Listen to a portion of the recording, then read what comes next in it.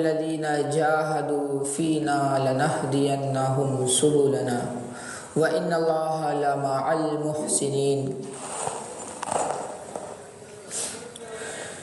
میرے محترم بزرگوں اور عزیزوں،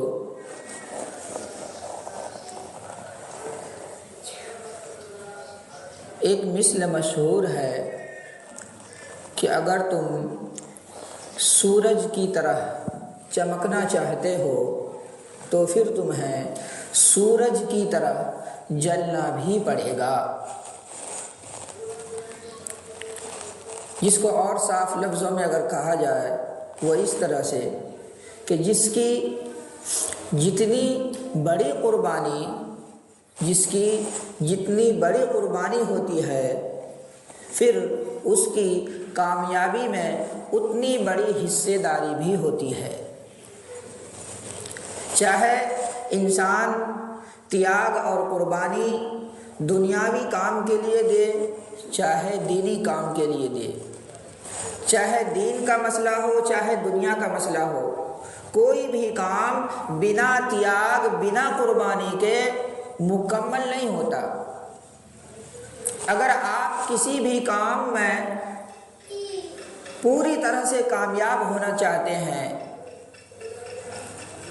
تو پھر آپ کو اس کام کے لیے کچھ نہ کچھ تیاگنا پڑے گا، کچھ نہ کچھ کامیابی، کچھ نہ کچھ قربانی دینی پڑے گی۔ جس طرح دنیا کمانے کے لیے انسان اپنے گھر کو، اپنے وطن کو چھوڑ کر ایک جگہ سے دوسری جگہ جا کر کے بستا ہے، وہاں پر محنت کرتا ہے، اپنی ماں کو چھوڑ دیتا ہے، باپ کو چھوڑ دیتا ہے، رشتہ داروں کو چھوڑ دیتا ہے، دوستوں کو چھوڑ دیتا ہے، جس گلیوں میں وہ کھیلتا تھا، کودتا تھا، عیش کرتا تھا، لیکن ایک وقت آتا ہے کہ ان تمام چیزوں کو چھوڑ کر کے پردیس میں جا کر کے اس کو زندگی گزارنا پڑتا ہے۔ اگر انسان اس طریقے سے نہ کرے، محبتوں کی، رشتوں کی قربانی نہ دے، تو پھر وہ گھر میں ہمیشہ محتاج ہی رہے گا، پریشان ہی رہے گا۔ تو جب چھوٹی سی دنیا کے لیے قربانی دینے کے لیے انسان اتنا کچھ سہ جاتا ہے، برداشت کر جاتا ہے، تو پھر آخرت تو بہت بڑی چیز ہے۔ آخرت تو بہت بڑی چیز ہے۔ پھر انسان کو اس ہمیشہ کی زندگی کے لیے کتنی بڑی قربانی دینی ہوگی۔ لیکن ہمارا مسئلہ یہ ہے، ہم یہ چاہتے ہیں کہ بنا قربانی کے، بنا تیاگ کے ہماری دنیا بھی بن جائے اور ہماری آخرت بھی فوکٹ میں بن جائے۔ یہ دستور کے اور عقل کے بھی خلاف ہے۔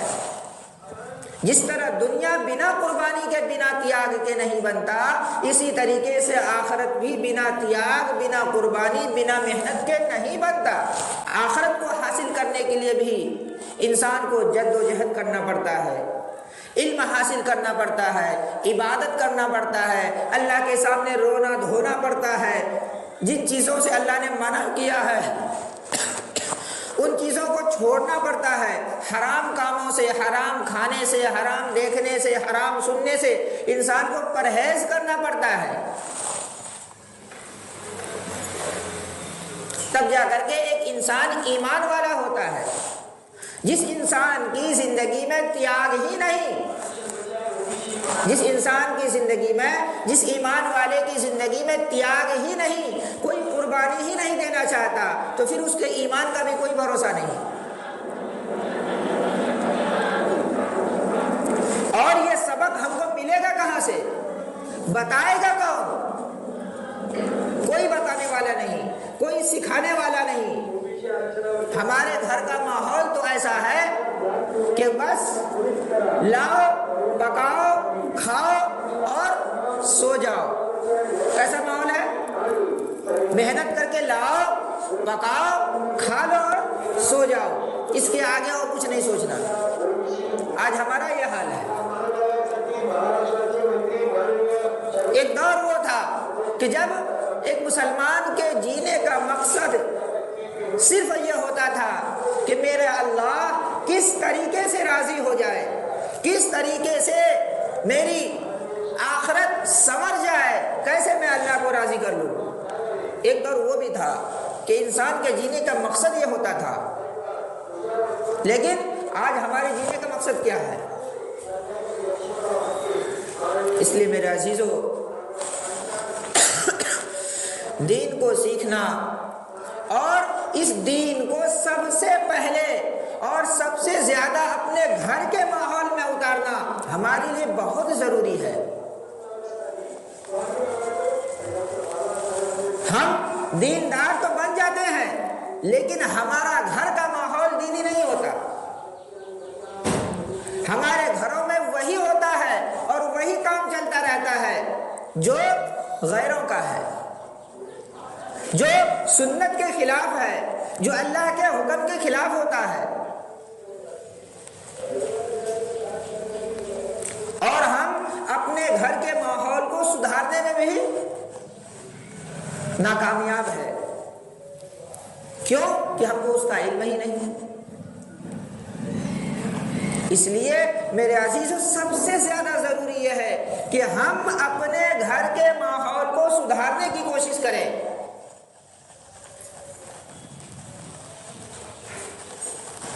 ہم جہاں کہیں جائیں، مسجد کے ماحول میں آئیں، دین کی بات کو سنیں، اللہ رسول کی بات کو سنیں۔ آپ 10 بات کو سنتے ہیں، ان 10 باتوں میں سے کم ایک بات تو آپ کو یاد رہتی ہوگی۔ اسی ایک بات کو جب آپ اپنے گھر پہ جائیں، اپنی بیٹی سے، اپنی بیوی سے، اپنی والدہ سے کہیں کہ میں مسجد میں گیا تھا، میں نے وہاں پر اللہ رسول کی بات سنی تھی، میں نے یہ بات اس طریقے سے بتلایا تھا، اس میں یہ کہا تھا، اس طریقے سے ان کے سامنے حدیثوں کو اور دین کی باتوں کو پیش کریں۔ اب موبائل کا استعمال کرتے ہیں، موبائل میں کبھی کوئی اچھا بیان آ گیا، کوئی اچھی باتیں آ گئی، تو آپ ان بیانات کو، ان اچھی باتوں کو دھیان سے سنیں، اور سننے کے بعد اپنے پریوار کو، اپنی بیوی کو، گھر کے دوسرے افراد کو سنائیں اور ان کو بتائیں کہ میں نے اس چیز کو فلاں جگہ سنا تھا اور اس میں یہ نصیحت کی باتیں ہیں، اس نصیحت کے اوپر ہم کو بھی اور تم کو بھی عمل کرنا ہے۔ لیکن بس مسجد میں آئے، مسجد میں امام صاحب نے کیا پڑھا نہیں پڑھا، ادھر سے سنے ادھر سے نکال دیے، ادھر سے دائیں کان سے سنے بائیں کان سے نکل گیا۔ موبائل ہاتھ میں ہے، موبائل میں کیا دیکھا، کیا چلایا، اچھا دیکھا کہ برا دیکھا، کسی کو خبر نہیں۔ کبھی ہم حسن ظن سے کہتے ہیں کہ انشاءاللہ اچھا ہی دیکھتے ہوں گے، اگر کبھی آپ نے اچھا بھی دیکھا، کوئی بیان بھی سنا، کوئی دین کی باتیں بھی سنا، تو ادھر سے سنے ادھر سے نکال دیے۔ تو پھر آپ کے مسجد میں آنے کا یا موبائل کے ذریعے سے دین سیکھنے کا پھر فائدہ ہوا کیا؟ نہ تو آپ نے اس بات کے اوپر عمل کیا اور نہ آپ کے گھر والوں نے اس بات کے اوپر عمل کیا۔ اس لیے میرے عزیزو، ہم جن باتوں کو سنیں، پہلے تو ہماری یہ نیت ہو کہ انشاءاللہ یہ اللہ کی باتیں ہیں، کسی امام کی، کسی مولوی صاحب کی بات نہیں ہے، وہ جو کہہ رہا ہے وہ اللہ کی بات اور رسول پاک صلی اللہ علیہ وسلم کی بات کو اپنی زبان کے ذریعے سے میرے تک پہنچا رہا ہے، یہ اس کی باتیں نہیں ہیں، اللہ اس کے رسول کی باتیں ہیں۔ تو پہلے تو ان کی بات کو دھیان سے سنیں اور سب سے پہلے نیت یہ کرے کہ انشاءاللہ ان باتوں کے اوپر مجھے عمل کرنا ہے، اور پھر دوسری نیت یہ کریں کہ انشاءاللہ ان باتوں کو اللہ کے دوسرے بندوں تک، یا اگر دوسرے غیر بندوں تک نہیں تو کم سے کم اپنے گھر والوں تک ضرور پہنچانا ہے۔ میرے عزیزو، گھر کا دینی ماحول ہونا، گھر میں دینداری ہونا، گھر کے اندر نیک ماحول کا ہونا، یہ بہت ضروری ہے۔ میں نے گزشتہ جمعہ کو اب حضرات کے سامنے یہ بیان کیا تھا کہ انسان کی زندگی میں گھر کے ماحول کا اور خاص طور سے ہماری ماؤں بہنوں کا بہت بڑا کردار ہوتا ہے۔ دنیا میں کوئی ایسا کامیاب شخص نہیں گزرا جس کے پیچھے کسی نہ کسی عورت کی ہاتھ نہ ہو، جس کے پیچھے کسی نہ کسی عورت نے کام نہ کیا ہو، محنت نہ کیا ہو۔ یہاں تک کہ میں نے مثال کے طور پر آپ صلی اللہ علیہ وسلم کی زندگی کے واقعات، صحابہ کرام کی زندگی کے واقعات بھی آپ کے سامنے پیش کیے تھے کہ کیسے ایک کامیاب مرد کے پیچھے ایک عورت کی کردار نظر آتی ہے۔ انہی مثالوں اور واقعات میں سے کچھ واقعات اور کچھ مثالیں انشاءاللہ آج کی نشست میں آپ حضرات کے سامنے پیش کی جائے گی کہ جب عورت دیندار ہوتی ہے، جب عورت کے دل میں اللہ کا خوف ہوتا ہے، تو پھر وہ ایک عورت پورے خاندان کو کیسے اللہ سے ڈرنے والا، اللہ سے تعلق جوڑنے والا بنا دیتی ہے۔ مشہور واقعہ ہے حضرت امام غزالی رحمۃ اللہ علیہ کا۔ امام غزالی رحمۃ اللہ علیہ کے بارے میں آتا ہے کہ یہ دو بھائی تھے، ایک احمد غزالی اور محمد غزالی۔ امام محمد غزالی آگے چل کر کے بہت بڑے عالم اور اللہ والے بنے، اور ان کے چھوٹے بھائی جو احمد غزالی تھے وہ بھی عالم تھے۔ امام احمد غزالی رحمۃ اللہ علیہ پڑھاتے تھے اور ایک مسجد میں امامت اور خطابت کا فریضہ انجام دیتے تھے۔ ایک مرتبہ اپنی والدہ کے پاس گئے اور خدمت میں عرض کیا کہ میرا چھوٹا بھائی میرے پیچھے نماز نہیں پڑھتا، میں اتنا بڑا عالم، ہزاروں لاکھوں لوگ میرے درس میں شریک ہوتے ہیں، اتنا میرا چرچا ہے، لیکن لوگ مجھے تانا دیتے ہیں امی جان کہ تمہارا بھائی تو خود تمہارے پیچھے نماز نہیں پڑھتا، تو کیسا عالم ہے۔ میں آپ سے یہ عرض کرتا ہوں کہ آپ بھائی جان سے کہیے کہ وہ میرے پیچھے بھی نماز پڑھ لیا کرے۔ چھوٹے بھائی کو بلایا اور اسے کہا کہ تم غزالی کے پیچھے نماز پڑھ لیا کرو۔ بچہ جو تھا وہ تیار ہو گیا، مسجد میں گیا نماز پڑھنے کے لیے۔ پہلی رکعت تو صحیح سلامت انہوں نے پڑھا، اور جب دوسری رکعت میں گئے تو پھر وہیں سے نیت توڑ کر کے مسجد سے باہر نکل گئے اور الگ جا کر کے اپنی نماز مکمل کر لی۔ نماز کے بعد پھر امام غزالی رحمۃ اللہ علیہ ماں کی خدمت میں حاضر ہوئے اور عرض کیا کہ امی جان آج تو اور بھی زیادہ غضب ہو گیا، یہ اگر نہ جاتے تو بہتر تھا، انہوں نے تو میرے پیچھے جا کر کے نیت باندھی اور ایک رکعت نماز بھی پڑھی، لیکن دوسری رکعت میں پیچھے سے نکل کر کے آ گئے۔ تو والدہ نے دونوں بھائیوں کو ایک سامنے ایک جگہ اکٹھا کیا، بلایا اور وجہ پوچھی۔ پہلے چھوٹے بھائی سے پوچھا کہ تم نے نیت کیوں توڑ دی، کیوں ان کے پیچھے سے چلا آیا؟ تو چھوٹے بھائی نے کہا کہ امی جان ان کا دھیان پہلے رکعت میں اللہ تعالیٰ کی طرف تھا اور دوسری رکعت میں اس کا دھیان کہیں اور تھا، اس لیے جب اس کا دھیان اللہ تعالیٰ کی طرف سے ہٹا تو میں نیت توڑ کر کے پیچھے سے چلا آیا۔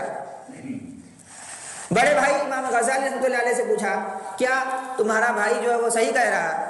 تو اس نے کہا کہ امی جان پہلے تو میں آپ سے معافی مانگتا ہوں کہ مجھ سے یہ غلطی ہوئی، دراصل بات یہ تھی کہ نماز جماعت سے پہلے میں ایک کتاب کا مطالعہ کر رہا تھا، پڑھ رہا تھا، اس میں کچھ نفاس کے مسائل تھے، میں اس کو یاد کر رہا تھا، اتنے میں جماعت کا وقت ہو گیا، میں نماز پڑھانے کے لیے چلا آیا۔ پہلی رکعت میں تو میرا دھیان اللہ تعالیٰ کی طرف تھا، لیکن جب میں دوسری رکعت میں کھڑا ہوا تو میرا ذہن کچھ سمے کے لیے ان مسائل کی طرف چلا گیا، میں اس مسئلے کا حل سوچ رہا تھا کچھ سمے کے لیے۔ امی جان مجھ سے یہ غلطی ہو گئی، مجھے معاف کر دیجئے۔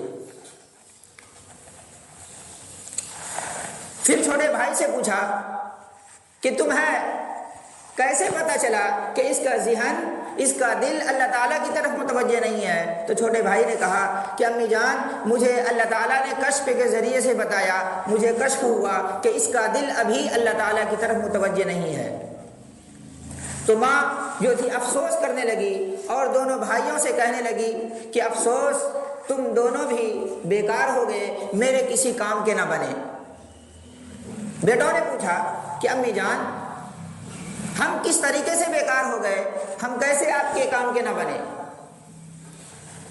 تو ماں نے پھر سمجھا کر کے کہا کہ بیٹا تم میں سے تو ایک ایسا تھا جو اللہ کے سامنے کھڑا ہو کر کے اللہ کے بجائے دینی مسائل کو سوچ رہا تھا، دوسرا ایسا تھا جو اللہ کی طرف دھیان رکھنے کے بجائے وہ دوسرے کے دل کو جھانک رہا تھا، دوسرے کے دل کو تاک رہا تھا۔ تو تم دونوں میں سے کوئی بھی اللہ کے نہ ہوئے، جب تم دونوں اللہ کے نہ ہوئے تو میرے بھی نہ ہوئے۔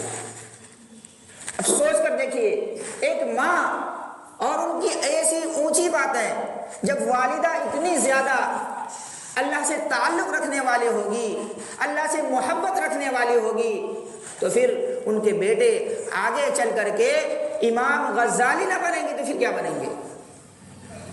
ایسی مائیں تھیں۔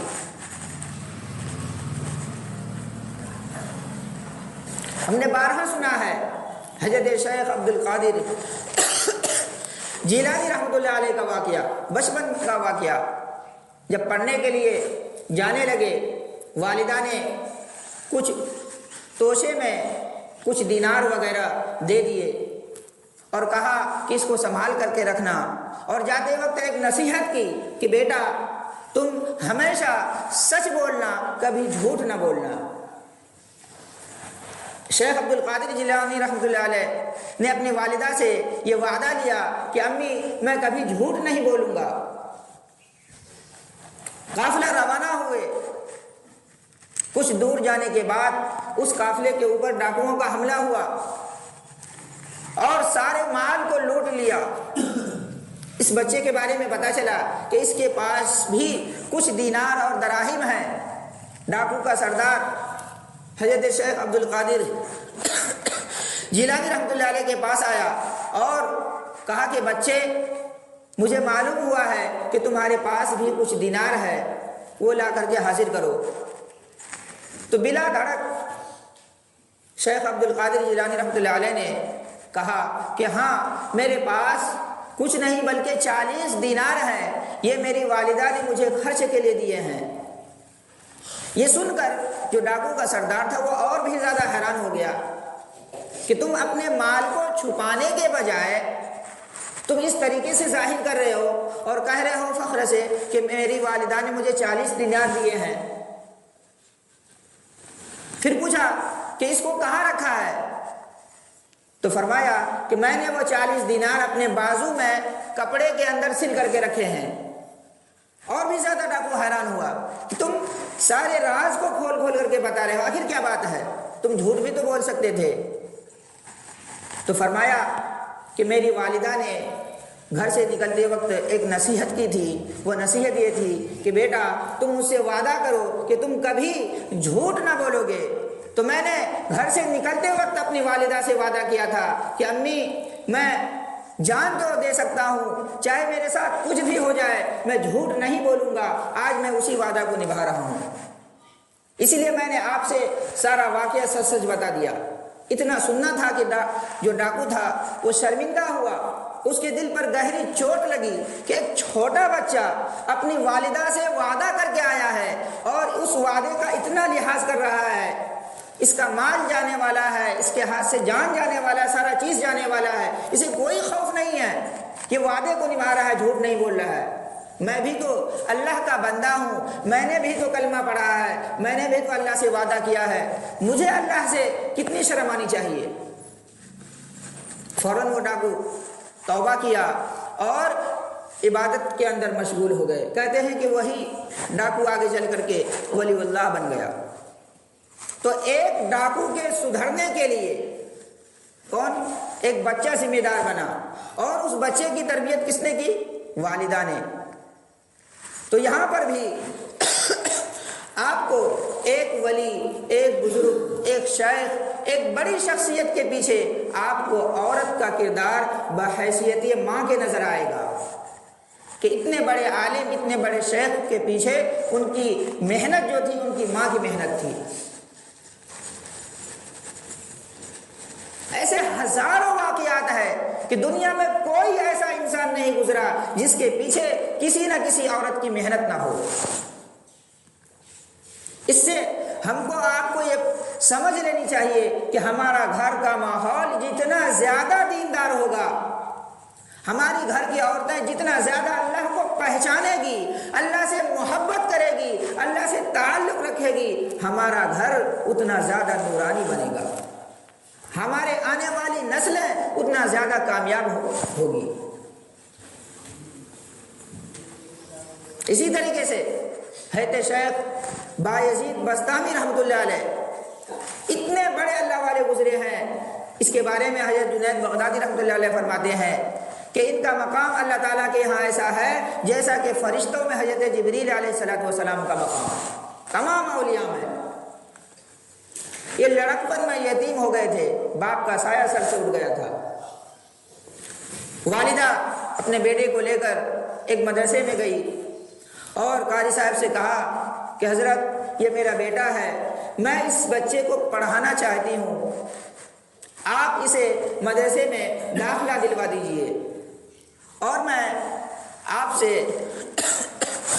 ایک بات عرض کرتی ہوں کہ میرا یہ بچہ آپ ہی کے پاس رہے گا، اسے گھر پر آنے جانے مت دیجیے، کہیں ایسا نہ ہو کہ اس بچے کے درمیان میری محبت حائل ہو جائے اور محبت کی وجہ سے، گھر بار بار آنے جانے کی وجہ سے کہیں شیطان اس کے بیچ میں نہ آ جائے اور اس کو کہیں راستے سے بھٹکا نہ دے۔ اس لیے میں آپ سے عرض کرتی ہوں کہ قاری صاحب آپ اس بچے کو اپنے پاس رکھیے، اس کو دین پڑھائیے، علم پڑھائیے، لیکن اس کو گھر جانے مت دیجیے۔ یہ کہہ کر کے والدہ گھر چلی گئی۔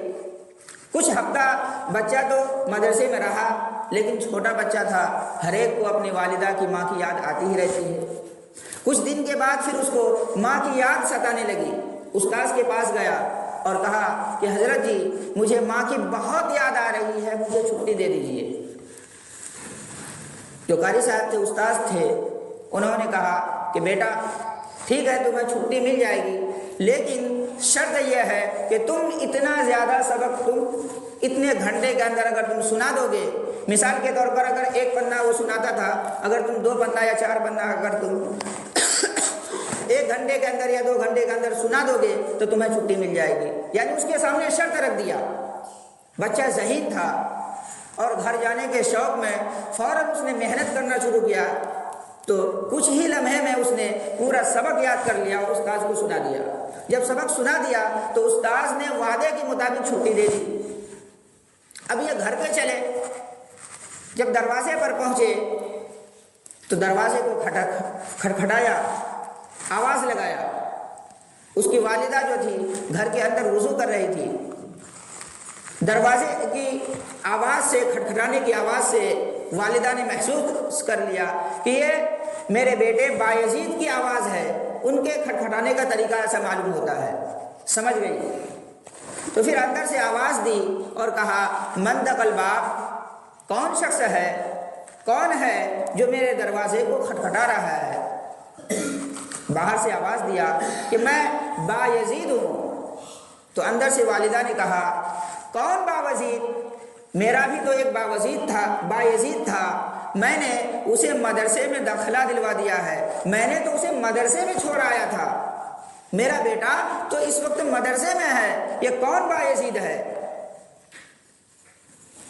تو بیٹا جو تھا وہ سمجھ گیا کہ امی چاہتی ہے کہ میں ابھی گھر پر نہ آؤں، امی میری یہ چاہتی ہے کہ میرا بیٹا میرے در کا دروازہ نہ کھٹکھٹائے، بلکہ مدرسے میں جا کر اللہ کا دروازہ کھٹکھٹائے، اللہ سے اپنے تعلق کو مضبوط کرے، علم حاصل کرے اور بڑا بنے۔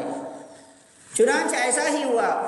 پھر الٹے پاؤں گھر سے مدرسے میں گئے اور اتنا زیادہ علم میں انہوں نے محنت کیا کہ وقت کے سب سے بڑے فقیہ اور عالم بنے، پھر اس کے بعد بہت بڑے بزرگ بنے۔ اب دیکھیے ایک ماں کی کتنی بڑی قربانی ہے، گھر پہ کوئی سہارا نہیں، جو خاوند تھا اس کا بھی انتقال ہو گیا، لیکن دین کا شوق، علم کا شوق اتنا کہ اپنے بیٹے سے ملنے سے انکار کر دیا۔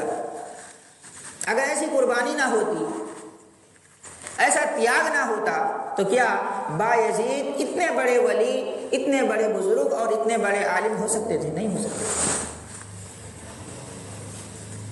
اسی طرح ایک صحابیہ حضرت خنسہ رضی اللہ تعالیٰ عنہ، ان کا بھی واقعہ آتا ہے کہ ان کے 4 بیٹے تھے۔ جب کھانا پکانے کے بعد کھانے کے لیے بیٹھتی تو اپنے بیٹے سے ایک بات کہتی کہ بیٹے، میں نے نہ تو تمہارے ماموں کو رسوا کیا ہے، بیٹے میں نے نہ تو تمہارے ابا کو رسوا کیا ہے۔ روزانہ کھانے کے وقت یہی بات کہتی۔ ایک دن بیٹوں نے پوچھا کہ امی، آپ مجھ سے اور بھائیوں سے روزانہ یہی بات کیوں کہتی ہے کہ میں نے تمہارے ماموں کو اور تمہارے باپ کو کبھی رسوا نہیں کیا ہے، کبھی ان کو شرمندہ نہیں کیا ہے؟ تو پھر والدہ کہنے لگی کہ بیٹے بات یہ ہے کہ میں نے جوانی میں کوئی ایسا غلط کام نہیں کیا کہ جس کی وجہ سے شادی سے پہلے تمہارے ماموں کو شرمندگی اٹھانی پڑے، اور جب میری شادی ہوئی تو شادی ہو جانے کے بعد میں نے اس گھر میں آنے کے بعد کبھی کوئی خیانت نہیں کی کہ جس کی وجہ سے تمہارے والد کو، تمہارے باپ کو شرمندگی اٹھانی پڑتی۔ میری زندگی ہمیشہ پاکیزہ رہی ہے۔ پھر بچے پوچھتے کہ امی، آخر آپ چاہتی کیا ہے؟ آپ کا مقصد کیا ہے؟ آپ ایسا کیوں چاہتی ہے؟ تو پھر والدہ کہتی کہ بیٹے، میری خواہش یہ ہے، میری دلی تمنا یہ ہے، میں یہ چاہتی ہوں کہ جب تم چاروں بھائی بڑے ہو جاؤ، تم چاروں اللہ کے راستے میں نکل جانا، اللہ کے دین کو پھیلانا، جہاد کرنا، اور جہاد کرتے ہوئے اللہ کے راستے میں شہید ہو جانا۔ اور جب تم چاروں بھائی اللہ کے نام پر شہید ہو جاؤ گے تو میں جاؤں گی اور تمہارے جسموں کو جا کر کے چیک کروں گی۔ اگر تمہارے سینے کے اوپر تلوار اور تیر کا زخم ہوگا اور نشان ہوگا تو میں راضی اور تم سے خوش ہو جاؤں گی، اور اگر تمہارے پیٹھ کے اوپر تلوار اور تیر کا نشان ہوگا تو میں اس وقت تم سے ناراض ہو جاؤں گی، پھر تم کو معاف نہیں کروں گی۔ پھر بیٹے پوچھتے کہ امی جان، آخر آپ ایسا کیوں چاہتی ہیں؟ تو پھر والدہ کہتی کہ بیٹے، میں یہ چاہتی ہوں کہ کل قیامت کے دن جب میدان حشر لگے اور اس وقت اللہ کی طرف سے یہ اعلان ہو کہ کہاں ہے شہیدوں کی مائیں، وہ میرے دربار میں آئیں، تو اس وقت میں اللہ کے دربار میں حاضر ہوں اور میں اللہ سے کہوں کہ اللہ، آپ نے مجھے 4 بیٹے دیے، میں نے ان کی اچھی پرورش کی، اسے تیرے دین کے اوپر لگایا، اور یہ 4 بیٹے تیرے نام پر اللہ شہید ہو گئے۔ اس وقت جب میں اللہ سے اس طرح سے باتیں کروں گی تو مجھے کتنی سرخروئی اور خوشی نصیب ہوگی۔ میرے بیٹے، میں یہی چاہتی ہوں، میری زندگی کا یہی ایک مقصد ہے۔